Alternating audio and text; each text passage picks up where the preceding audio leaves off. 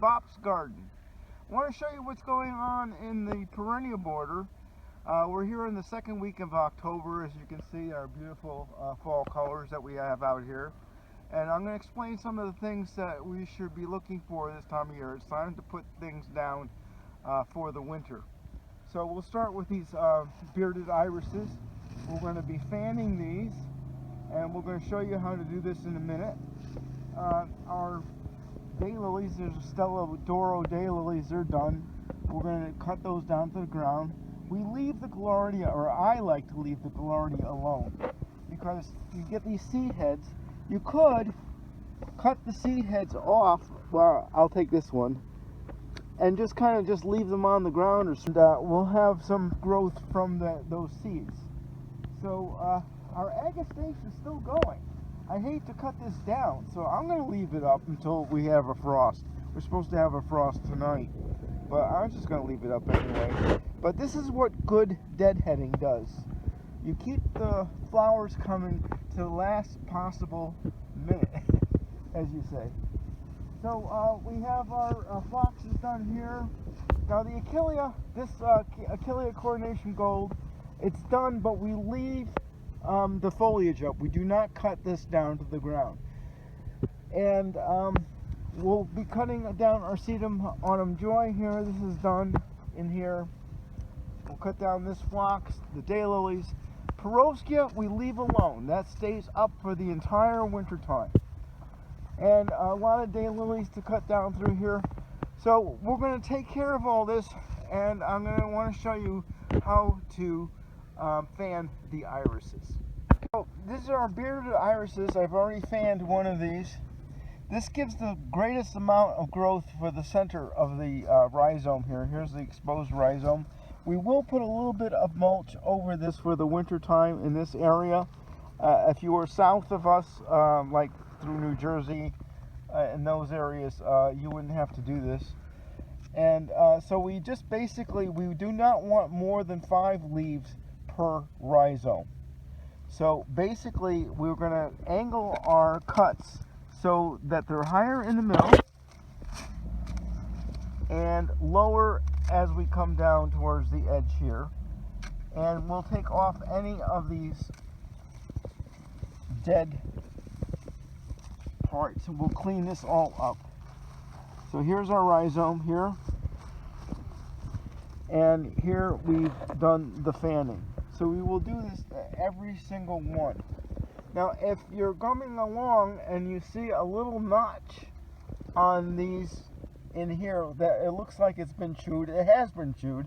It's an iris borer, and you would also feel that in these leaves. So if there were iris borers here, by fanning the irises, the borer cannot get up into the leaves to eat, so they starve. So that's why we fan the irises, to prevent any kind of borer damage in this area. So we'll get this all cut down. We'll give you another tour on this, and that will show you what we need to do this time of year. So we pretty much got our first area done. We have a lot more work to do, but I want to show you we've got the Nepeta cut down. We've fanned our irises throughout here, and we've taken all that brown foliage out. That's really important.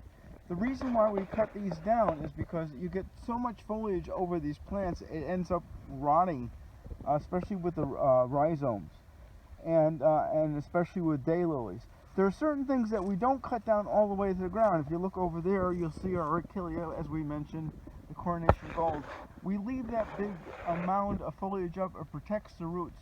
And I used to cut it down more than that, and I discovered in the early spring that they were better if I left them whole. So this is a learning process as to what to cut down and what not to cut down.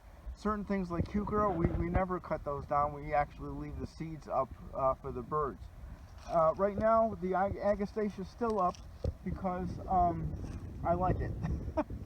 So now we can do the same things that we did with our hostas. This is an excellent time of year to be digging and dividing. If you need to spread things around, things are too crowded, excellent time of year. The best time of year is the fall. And if you see our hosta video, it's basically the same process. We have a very large clump of Stellador daylilies here, and we don't have anything much back here. So we can just come in through here, right through the middle, and we come around. Very easy to do. And here's our nice clump. Fill that back in, and we'll just plant it in this area here. Well, let's do that now. So we have an area in through here. It's a little less crowded. We just put this down onto the soil level, and we're done. Very easy to do. If you look over here, you can do the same thing with Nepeta. I don't need to do this now. But this large clump here, same thing. You just dig right through it. I chopped this up. I put these back here last season in the fall, and they spread this whole area nicely all the way back to the stone wall. So we have our work cut out for us here. So there's one more thing I want to point out on these bearded irises. Sometimes we don't have a lot of leaves to fan. So sometimes we'll only have one or two of these left here. But we'll also see these ones that are coming up through the center. This is what we want. We want center growth, not side growth. So when you have something like this, you're going to just take down these leaves all the way to the ground on either side, and we leave that alone. This will continue to grow right up through past the frost till the ground really freezes, and that'll come up to a certain height, and we're going to leave that alone. So thank you for watching. We'll see you next time on Bop's Garden. Please subscribe, share, and comment on my videos, and remember, be curious, not judgmental.